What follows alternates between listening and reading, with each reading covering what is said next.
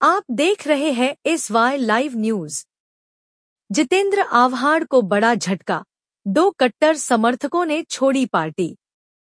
जितेंद्र आव्हाड के मुख्य समर्थक अभिजीत पवार और हेमंत वाणी अपना गुट छोड़कर अजित पवार के गुट में शामिल हो गए हैं। दोनों ने आव्हाड की कार्यशैली से नाराजगी जताने के बाद यह निर्णय लिया है। इससे आव्हाड को बड़ा राजनीतिक झटका लगा है और ठाणे जिले में राष्ट्रवादी राजनीति का एक नया दौर शुरू हो गया है। अभिजीत पवार और हेमंत वाणी ने शरद पवार गुट से इस्तीफा दे दिया। दोनों नेता मुंबई में एनसीपी में शामिल हो गए, जहां अजित पवार मौजूद थे। अभिजीत पवार और हेमंत वाणी के कमान संभालने से शरद पवार गुट के लिए यह बड़ा झटका माना जा रहा है। आव्हाड को छोड़ने के बाद अभिजीत पवार ने अपनी क्या प्रतिक्रिया दी? ठाणे से यूसुफ पुरी की रिपोर्ट।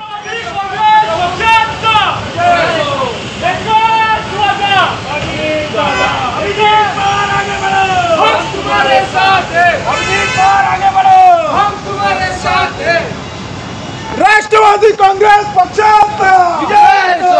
राष्ट्रवादी कांग्रेस पक्षाचा विजय हो। मुला साहेब, ठाणे जिल्हाध्यक्ष सन्माननीय आनंद परांजपे साहेब यांच्या नेतृत्वात आज त्यांनी राष्ट्रवादी काँग्रेस पक्षामध्ये प्रवेश केलाय। तरी ठाणे राष्ट्रवादी युवक काँग्रेसचा ठाणे जिल्हाध्यक्ष या नात्याने मी त्याचं प्रथम या कार्यालयात स्वागत करतो आणि पुढच्या काळामध्ये आम्ही मिळून राष्ट्रवादी काँग्रेस पक्ष अधिक बळकट कसा होईल याच्यावर लक्ष केंद्रित करून येणाऱ्या महानगरपालिकामध्ये कळवा मुंब्रा या विभागातून जास्तीत जास्त नगरसेवक, तसेच ठाणे शहरातही इतर, परंतु कळवा मुंब्रा विशेष प्रेम असल्यामुळे कळवा मुंब्र्यातून जास्तीत जास्त नगरसेवक चालू था। सब कुछ हुआ था, इससे पहले चीज़ें हम पे आई थी, हम पे दिया था, उनका मेरे पे प्यार था, इसलिए वो फैमिली के लिए मैं कुछ करता था।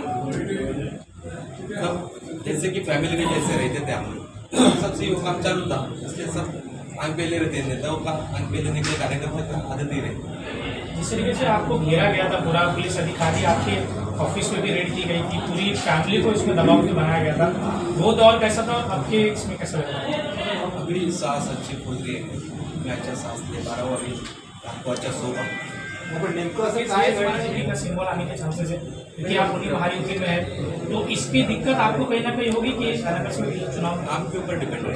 जो कौन काम कैसा काम करने की आदत है, काम करते रहे, पीछे नहीं हटे।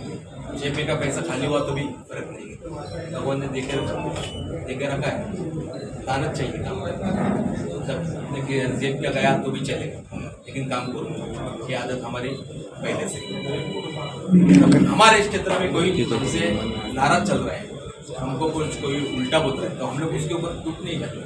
हम लोग उसको प्यार से बोला कि अरे हमारा क्या गलती हो गया है, माफ़ कर देना, इसी तरह से हम लोगों से बात करते। जे तुम्ही आव्हाडांचे उजवे हात होता, तसेच होते, तर तुम्ही आव्हाडांना सोडून इकडे आला आहात, त्यांना काय सल्ला द्याल?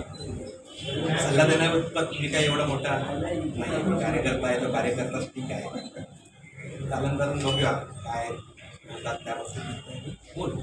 गेल्या काही दिवसांचं काय बोलणं झालेलं का, किंवा जे काही अडचणी असतील ते तुमच्यासोबत शेअर वगैरे केले काय? मला सगळं गोष्टी मला ठेवायची सवय आहे, मी कधी कोणासमोर काय बोलत नाही, मी माझं दुखणं कोणाला उघड सांगत नाही। ते काय असतात की माझ्या मनात ठेवतो, मला नाही पटेल तुम्ही तेच बोललो ना मी की व्यवस्थित या सर्व गोष्टी झालेल्या आहेत। आता ते काय टेन्शन नसते येणार नाहीत, मी आपलं आरामशीर घरी झोपू शकतो, ही वेळ मागतो। आव्हाड साहेबांच्या मुलीला महेश सारख्या अधिकाऱ्यांनी जेव्हा म्हणजे तिच्या सुपारी दिली वगैरे या गोष्टी आव्हाड साहेबांनी विधानसभेत मांडल्या।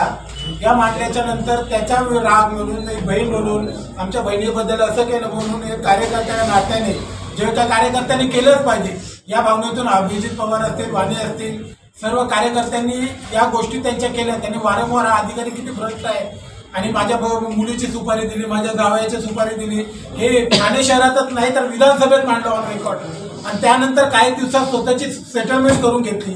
आणि ते आज बोलतात की आज महेश आमचा मित्र आहे, आमचे जुने रिलेशन होते, मग जर तुमचे दुलेशर रिलेशन होते तर हे तुमच्यासाठी जेव्हा मोठमोठे गुन्हे दाखवून कार्यकर्त्यांनी म्हणजे तडीपार व्हायचं, 50-50 दिवस घर सोडून राहायचं आणि त्यानंतर तुम्ही मांडवली करून तुम्ही मैत्रीचे नाते जपणार.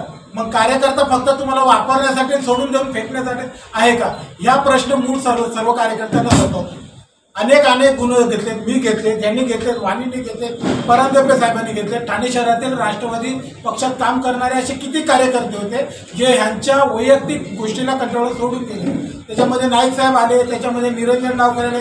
राष्ट्रवादी ठाणे शहरातला सर्वात मोठा पक्ष होता असं म्हणलं तरी वावगं ठरणार नाही, हे सर्व पत्रकारांना माहिती आहे. परंतु त्यांनी ज्या पद्धतीने पक्षातील कार्यकर्त्यांना यूज अँड थ्रूची भावना ठेवली त्याच्यातून ह्या सर्व गोष्टी घडल्या, अजूनही घडत आहेत. फक्त देवाला परमेश्वराला कृपया प्रार्थना आहे की आव्हाड साहेबांनी आता तरी आत्मचिंतन करावं आणि या गोष्टी का घडत आहेत. एक त्यांच्यासाठी जीव देणारा कार्यकर्ता आज त्यांना सोडून त्याला का जात आहे याचं त्याने आत्मपरीक्षण करावं.